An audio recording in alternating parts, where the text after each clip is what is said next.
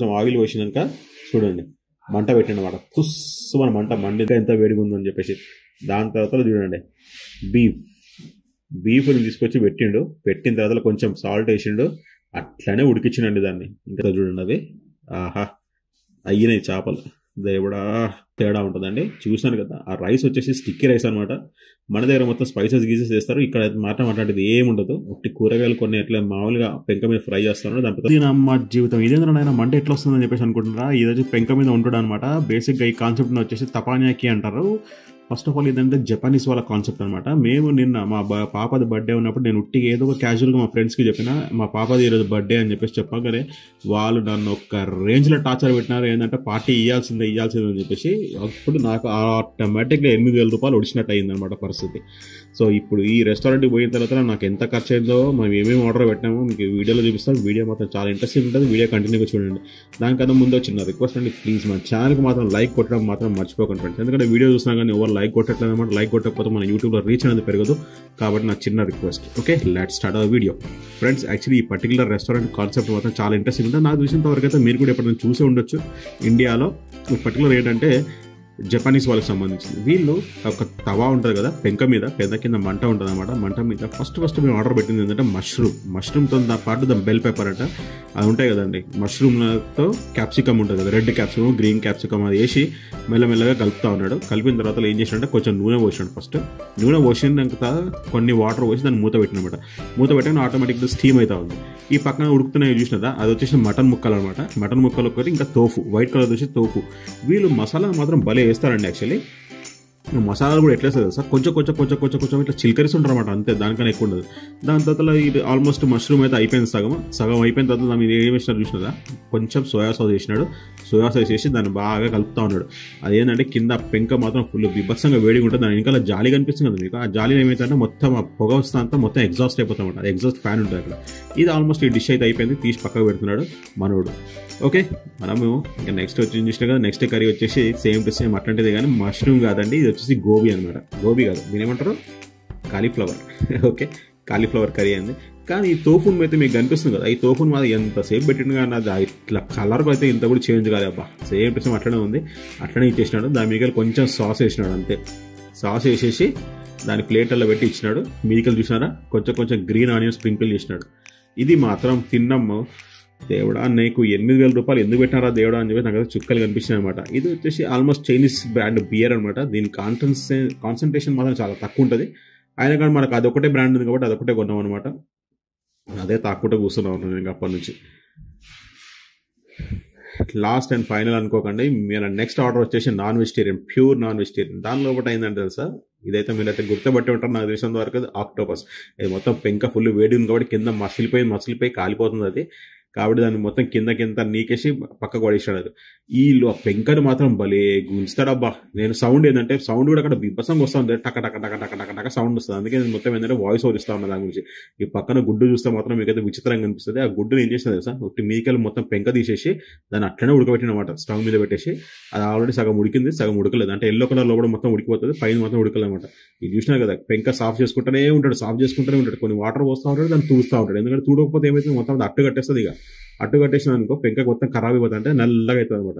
దాని తర్వాత మళ్ళీ నెక్స్ట్ టైం వచ్చేసి మళ్ళీ మటన్ పీస్ 2 తెప్పించినాం. ఎందుకంటే మటన్ పీస్ సరిపోలే కదా కాబట్టి మటన్ పీస్, కానీ ఇంకా బీఫ్ కూడా తెప్పించినాం. బీఫ్ కూడా ఎట్లుంటుందో మీకు చూపిస్తాను. బీఫ్ చెంకు మాత్రం మిస్ అవుతుంది అనమాట, చాలా బాగుంటుంది.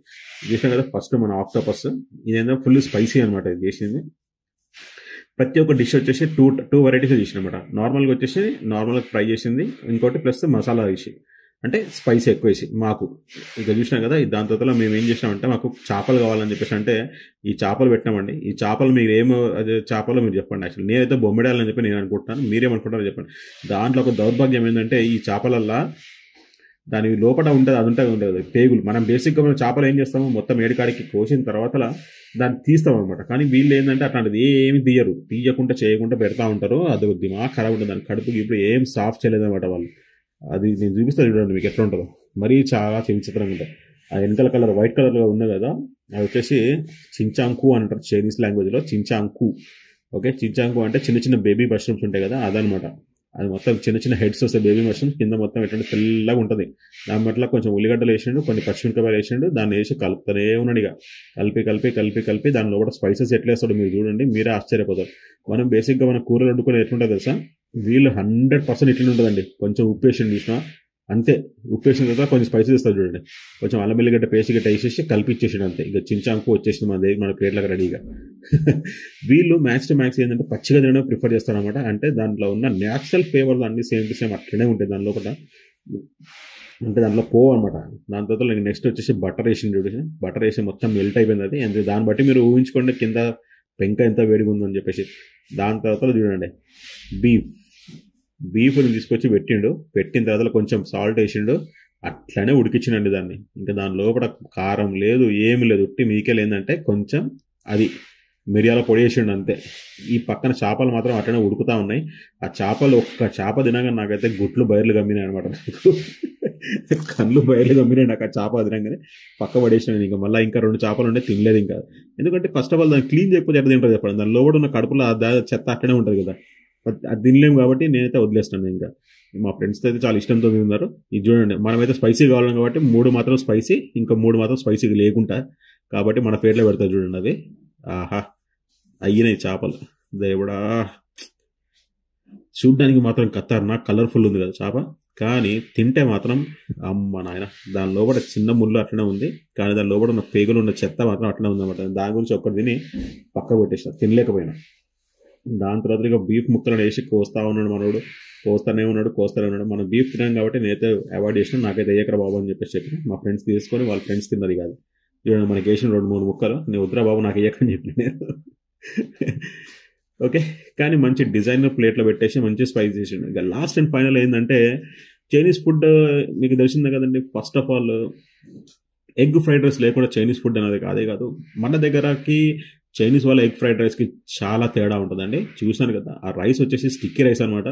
మన దగ్గర మొత్తం స్పైసెస్ గీసెస్ చేస్తారు, ఇక్కడ మాత్రం అట్లాంటిది ఏముండదు. ఒకటి కూరగాయలు కొన్ని ఎట్లా మామూలుగా పెంక మీద ఫ్రై చేస్తున్నాడు, దాని తర్వాత గుడ్డు వేసినాడు చూసినా కదా, గుడ్డుని కలుపుతా ఉన్నాడు, మళ్ళీ ఉల్లిగడ్డలను కూడా కలిపేసి అట్లా కట్టేసాడు అంతే. దాని తర్వాత దానికి అటు ఇటు తింగల మంగళం చేస్తూ ఉంటాడు. చేసిన తర్వాత లాస్ట్ టైంకి ప్లేట్లలో పెట్టి ఇచ్చేస్తాడు అన్నమాట. అది ఈ కాన్సెప్ట్ అనేది చాలా బాగుంటుందండి, చాలా ఇంట్రెస్టింగ్ ఉంటుంది. కానీ మన వాళ్ళకైతే నాకు తెలిసినంత వరకు అయితే 99% అంటే అయితే నచ్చదు. ఎందుకంటే స్టిక్కీ రైస్తోని ఎగ్ ఫ్రైడ్ రైస్ ఏంటో బాగు అనుకుంటాం. మనమైతే ఫుల్ మన దగ్గర ఉన్న స్పైసెస్తో చేసిన ఎగ్ ఫ్రైడ్ రైస్ సూపర్ ఉంటుంది. కానీ వీళ్ళది మాత్రం చుక్కలు కనిపిస్తాయి మనకి. అందరు ఏమనుకుంటారంటే egg fried rice first of all వచ్చింది చైనా నుంచి, కానీ మనకి వాళ్ళ ఎగ్ ఫ్రైడ్ రైస్ మనకు నచ్చదు. ఫస్ట్ చూసినా కదా, మీరు చూస్తే మీకే అర్థమవుతుంది కదా అది అట్లా మంచిగా ఉందా లేదా అని చెప్పేసి. ఇక లాస్ట్కి వచ్చేసి మనం మటన్ ముక్కలు అయితే రెడీ అయిపోయినాయి అనమాట. ఈ మటన్ చాప్స్ అయితే మంచిగా, నాకు బాగా నచ్చింది మటన్ చాప్స్ ఒకటే. ఈ చేప మాత్రం చాలాసేపు నుంచి పెట్టినది ఉడుకుతూనే లేదు. చేప ఎందుకు తెప్పిస్తా ఉంటుంది దేవుడా అనుకున్నాను నేనైతే తిన కూడా తినలేదు, వదిలేసాను ఇంకా అట్లనే. ఎందుకంటే ఫస్ట్ ఆఫ్ ఆల్ ఇంకా లాస్ట్ టైం ఫైనల్ ఇంకా డెజర్ట్ లేకుంటే మనైతే డిష్ కంప్లీట్ చేయలేం కదా. డెజర్ట్ అనగానే ఆటోమేటిక్గా ఐస్ క్రీమ్ గుర్తొస్తుంది. ఐస్ క్రీమ్ గుర్తు కానీ ఏంటంటే ఫస్ట్ వీళ్ళు ఏం చేస్తారంటే ఐస్ క్రీమ్ ఆర్డర్ పెట్టగానే ఫస్ట్ 3 ముక్కలు బనానా ఉంటుంది కదా, అరటిపండు ముక్కలను కోసిండు, తీసుకొచ్చి స్టవ్ మీద వేసిండు అనమాట. స్టవ్ మీద వేసి దాన్ని ఉడికిస్తూ ఉన్నాడు. ఉడికొచ్చిన తర్వాత కొంచెం ఆయిల్ వేసినాక చూడండి మంట పెట్టిండు అనమాట.